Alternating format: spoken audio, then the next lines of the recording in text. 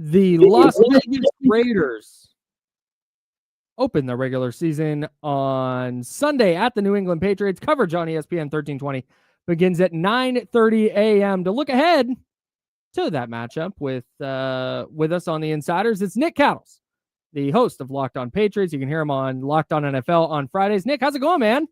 It's going well, man. Thanks for reaching out so I could do this with you guys. Yeah, absolutely. Thank you for doing it on short notice. We really appreciate you. So just got word this morning that before we dive into some bigger picture stuff, Christian Gonzalez ruled out, Will Campbell considered questionable. How big of a loss is Christian Campbell for the Patriots defense on Sunday? Gonzalez is a significant. It's all good. Significant loss. He's their best player on either side of the football. Gonzalez is their best player, most talented guy. He's truly a shutdown corner. So they'll have to adjust. I don't know if he was going to defend Brock Bowers or not. I'm not sure what their plan is with Bowers on Sunday. But yeah, I mean, the trickle-down effect is real. And Gonzalez is an excellent young football player. So he's one of the guys that you do not want to lose at any cost. So hopefully he's back soon. I'm not surprised. He's missed practice for like the last 5-6 weeks. So I'm not surprised he's out for Sunday. Hopefully he's back next week for Miami.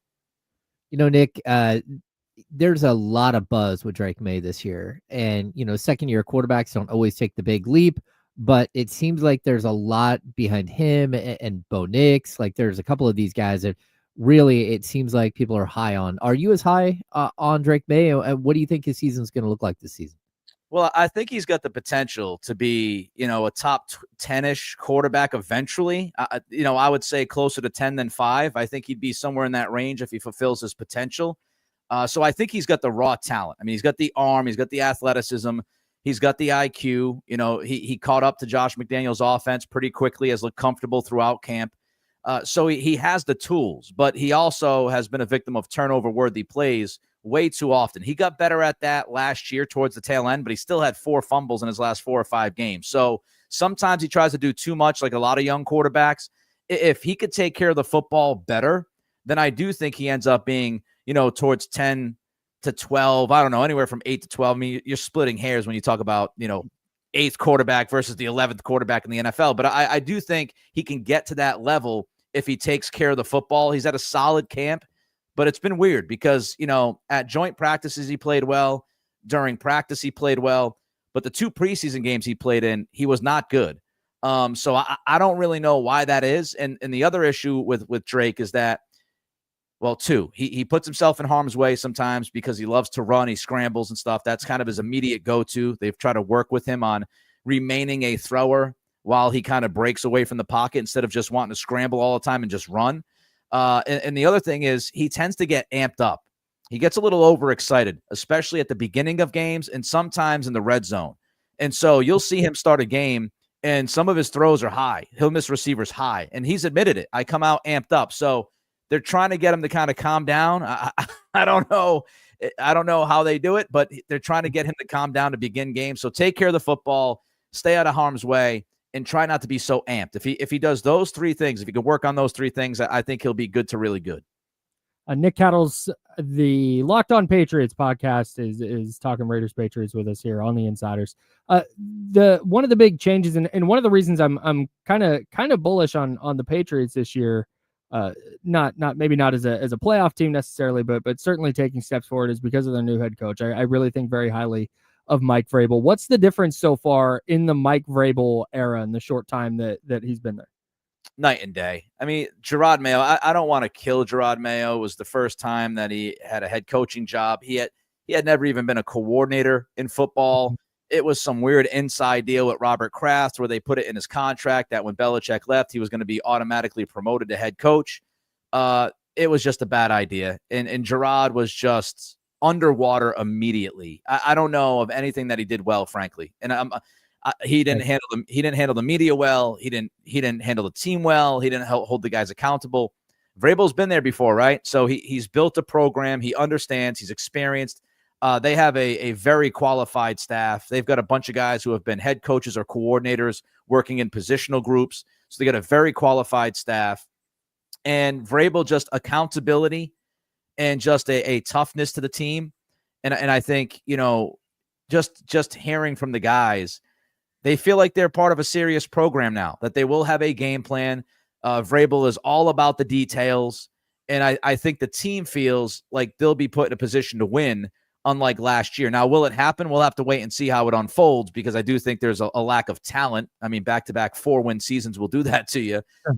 But the details and the effort and stuff like that, and the tone, the responsibility, the accountability, the staff that he brought in, it's night and day from last season. You talk about how, they are a team coming up back-to-back 4-win seasons. Just where are you at confidence-wise with their offense versus defense? Which one is ahead of the curve at this point, and which one are they going to rely on a little bit more? I think their defense is better than their offense. When you look at receiver, they don't have that alpha. Stephon Diggs is now more of like a 2B instead of a 1. They've got good depth at wide receiver. If you look at, second receiver to like sixth receiver, the Kayshon Bouttys, the Mac Hollinses, Pop Douglas, I think is going to have a really good year in the McDaniels offense. I do like their running backs. Travion Henderson has had a tremendous camp. I think he's going to make an immediate impact. Ramondre Stevenson, if he can hold on to the football, I think is a good NFL back. Antonio Gibson is a good back. So their running backs are good. Tight ends are good. Austin Hooper, Hunter Henry. It's more the depth. They have no depth at tight end. And again, wide receiver, you're more 2 through 6. You don't really have that 1 or even 1B as the main guy. And their offensive line, you got 2 rookies on the left side protecting May's blind side. Will Campbell, like Kyle mentioned, is questionable. That would be big. I mean, if he doesn't play, that's trouble, because they'll have to play Vidarian Lowe at left tackle, and Lowe was not good last year. So they lack depth on the offensive line. They're young on the offensive line, and you still got to wait for May. Defensively, it's kind of the opposite. You got a bunch of veterans, Barmore and Milton Williams in the middle of that D-line, Harold Landry and Calevon Chason. Chason's had a tremendous camp. So the defensive line is experienced and good with a resume. I think their second level needs help at linebacker. Robert Spillane, I trust. The other guys, kind of unproven, frankly. But then you got the 2 cornerbacks on the outside. If Gonzalez gets back to being healthy, you've got Gonzalez and Carlton Davis on the outside, 2 guys who can play man coverage and play well. But safety, they are a little bit kind of an unknown and young. They decided to get rid of Jabril Peppers. That was a surprise last week. Kyle Duggar has kind of fallen down the depth chart, so they're going to rely on Jalen Hawkins, who's okay, not great, and rookie Craig Woodson out of Cal. And I think teams will attack those guys deep starting on Sunday, I would imagine. I think they'll try to attack Woodson and Hawkins and see if they could be responsible downfield and not give up bombs. Talking with Nick Cattles, Locked On Patriots host. He's also on Locked On NFL on Fridays. So it's Pats Raiders week 1. I have these teams a little bit in the same bucket, where I really like what they did with their head coaches. I like some of the talent that they have. What is your expectation for the Patriots this year? It's been a weird kind of offseason, because at first it was a wait and see what's going to happen. People were kind of hesitant. And then at the beginning of camp, and I just think this is the optimism of camp, like beginning of camp, people were like, oh man, they could win 11 games. They could do this. They could do that. I never got there.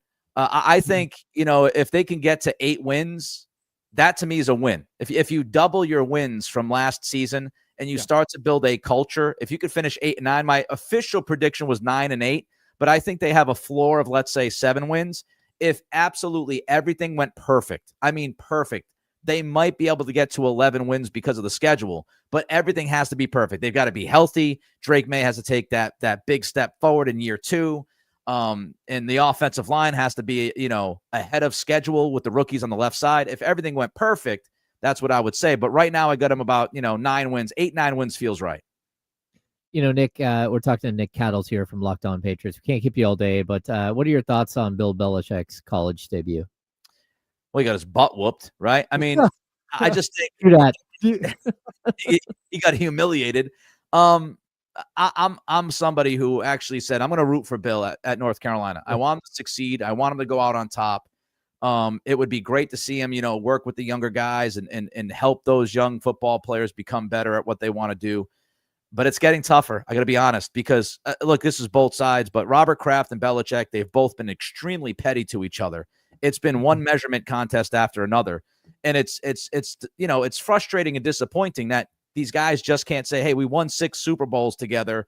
let's appreciate what we did. We might not like each other anymore, but let's keep that to the side and just handle things professionally. Neither one has done that. I'm not going to go too crazy about the first game. I mean, he's got 70 new players on the roster. And TCU is a good football team. I thought they would lose on Monday. I did not think they were going to get waxed on Monday, which they did. But if you look at that schedule, I mean, it is Cupcake City. The only team they play out of the ACC, which is tough, is Clemson, top 10 team. Everybody else, it's like, I think they have a chance if Belichick can keep this on the rails to win 6 or 7 games this year. But yeah, no doubt it was awful. It was embarrassing and made even worse by the balloons in the postgame. Nick Cattles, Locked On Patriots, Locked On NFL. Man, thank you so much for hopping on with us. We really appreciate it, and enjoy football on Sunday, man. Thanks for having me, guys. Hopefully Nick. talk soon. Absolutely. Thanks, Nick. See ya.